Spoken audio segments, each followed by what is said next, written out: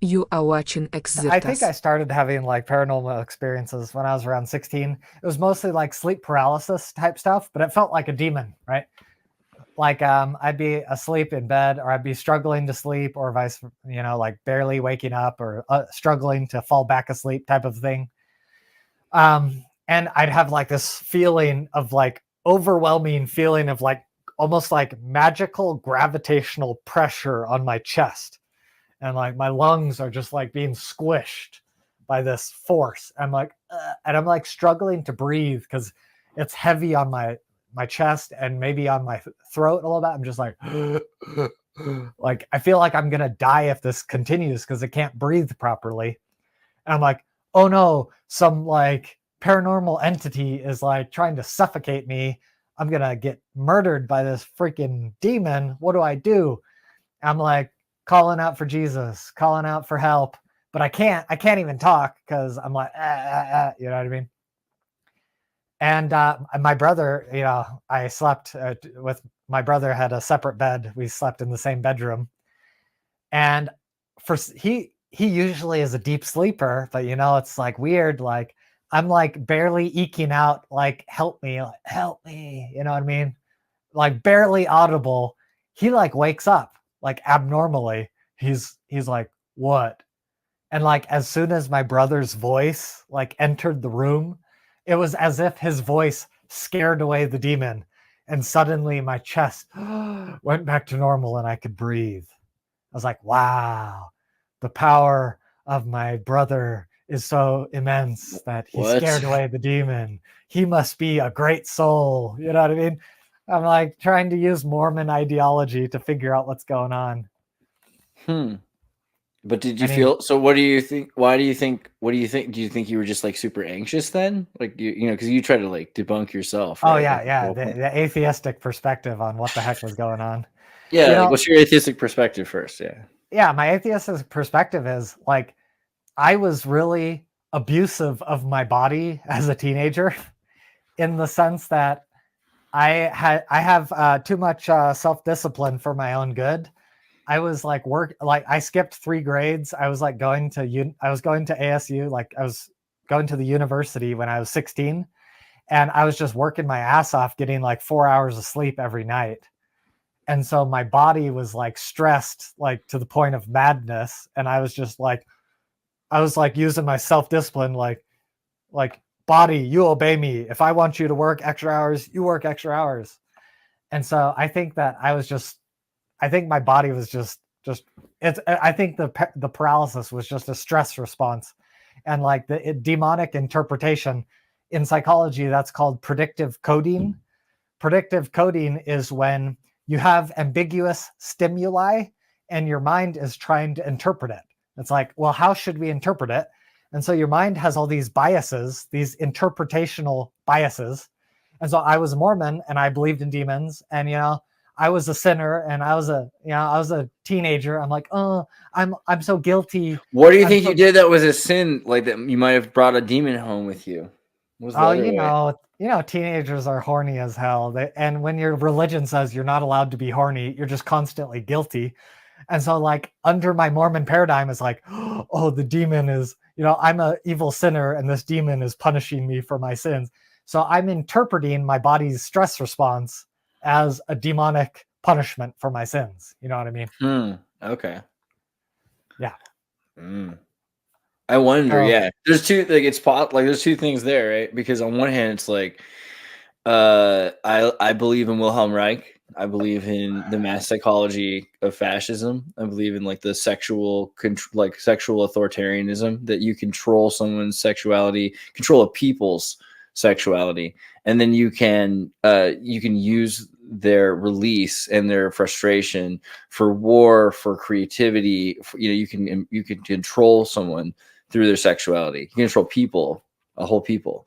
So I do believe in that, but I also believe in like the South Park incubus and succubus chef episode. The idea that there's probably like some kind of weird evil spirit out there that's like, at night coming for young blonde boys. I wouldn't be surprised. You should have been, right. you should have been like protected, Seth. I'm sorry. Wait, say that again.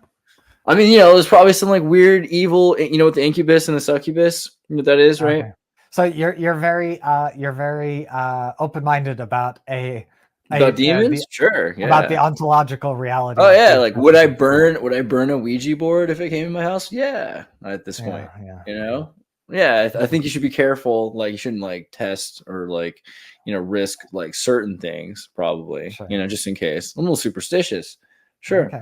Okay. Yeah, but Okay. like I don't know, like the idea of like a succubus that is like in the dark, that is like taking over your room and like is molesting you in your sleep Oh and like yeah. Oh taking your energy. Like I think that could be very heavy. That and its incubus, because the yeah. succubus comes with the incubus, which is this like horrifying, like Yeah. masculine demon, right? Yeah. Yeah. Yeah. I think now I forgot about this, but I think that I was like while I was a Mormon and while I was on my mission, I interpreted myself as frequently being attacked by a succubus. There you go. I've had that type of experience too. Very particular. That's very particular. Okay. Do you want? You could also talk Yeah. about that if you wanted to. But I want to add to this sleep First. paralysis. I had an even better sleep paralysis story. When I was 18, I was still living a high stress lifestyle, and I had sleep paralysis again. But this time, I had tactile hallucination, tactile sense of touch. So while I couldn't breathe, right, I felt like the gravity on my chest. I've never seen anything during sleep paralysis, but I felt like this crazy gravity and I felt the suffocation. And I felt the tactile sensation of 5 fingers on my throat during the sleep paralysis. So and it felt very real. It felt like there was literally 5 fingers on my throat. And at the time when I was 18, I was like, wow, like I've heard the voice of God before, but I've never touched the hand of God before. I'm like, I feel like touching God's hand is like a bigger testimony than like hearing God.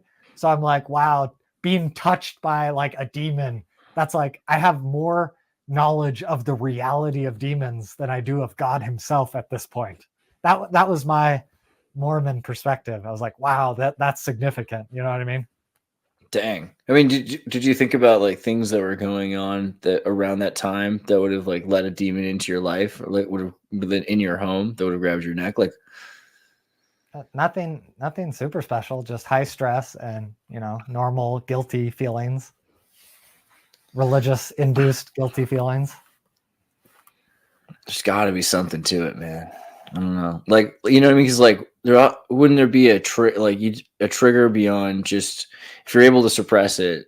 Like, why would it be? I don't know. It feels like there's a trigger. There has to be a trigger. Yeah. I mean, I don't know. I guess it could be just pent up stress, but like a trigger makes more sense to me. Sure. Well, I mean, like also at the time, did you think about it? Like you didn't at the time think it was atheistic. At the time, were you like, what am I doing to cause this? Yeah. It was I was interpreting it completely metaphysically as a demon. And I was like, maybe because of my sins, I'm like opening the door to being attacked. Maybe I'm like a target because, I have the potential to be a good Mormon and I have the potential to like save souls. And he's trying to like bring me down so I can't, unleash my potential. Good. I'm glad you thought that. That's what I think. That's a mixture of I suck and I got potential. That's Occam's razor right there. Right. So in atheistic reflection, I'm like, it's just a tactile hallucination, stress induced. Yeah, nothing that crazy about that. If you're not sleeping properly, if you're sleeping 4 hours a day every single day, you're going to be dreaming while you're awake because your body's got to process the dreaming chemicals, and so you're going to start hallucinating. And why not tactile hallucination, right? Yeah, true. Yeah. I had some weird dream where I felt like I was lying in sand and I could feel all the sand, but I felt like I was awake, Yeah. So on my mission, I had a I had a crazy investigator, right? There was this investigator. He was kind of just he was a nerd. He was the archetype of a nerd. Wore glasses.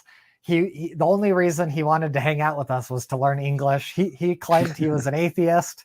He's like, yeah, I think the religious stuff is bullshit, but I'll tolerate it so I can practice English with you. And so we're like, oh, well, maybe we can maybe he'll be touched by the teachings. And so maybe it'll be worth it. Sweet blue eyes, right? Oh yeah, so sweet. So we were trying to teach him the lessons. He was completely polite, but he didn't believe anything. Well, he disappears. He just disappears for 2 weeks and we can't get a hold of him. We're like, where did this guy go? He used to be so willing to hang out and meet up and learn. He just disappeared. And then out of the blue, we get the most insane phone call of my entire life. We get this phone call and he's hyperventilating on the phone. And he's speaking English, broken English. He's like, Seth, I know that I couldn't speak English fluently, but now I can speak English fluently. And it's because I've been touched by God. I've been given the gift of tongues. And I saw an angel, and Satan, he tried to kill me in the forest. And the angel came down and protected me. And the whole host of heaven came down, and I received the gift of tongues. They touched me, and I've been made whole. And now I want to get baptized. And he's just hyperventilating as he goes on. And Satan tried to kill me. And he's haunting me. And oh crap, I have a phone call. Can we pause? Sorry. Yeah, no, it's cool. Let me it's kind of important. All right, 1 second. Let's give him a minute. Let's do this one, right? This one's cute. Ever wondered about the safety of vaccines? Are you skeptical, perhaps even warned against it? Allow us to flip the narrative and guide you through the reassuring world of vaccination with our irresistible propaganda. Indulge in the ultimate fusion of safety and progress with our vaccine. Discover the thrill of making health decisions as sexy as they are responsible. Our sultry and secularly biased experts promise a journey filled with safety, fun, and social acceptance. Zero vaccine shaming here. Unleash your passion for protection and let the chemistry of care guide you to the perfect vaccine match. No side effects, no fuss, because in this intricate world, every illness you may have acquired is better explained by life's complexities than casting shadows on the wonder of vaccination. Don't miss out on the hottest decision you can make. Ask your doctor which vaccine is right for you. Nature's song is all I need in every leaf and every breeze. Don't need no savior, don't need no plan. I'm just a part of this great expanse. With every sunrise I understand the universe in my own hands. The winds whisper, stars collide in the fabric of space, the truth resides. With every particle I understand the universe in my own hands.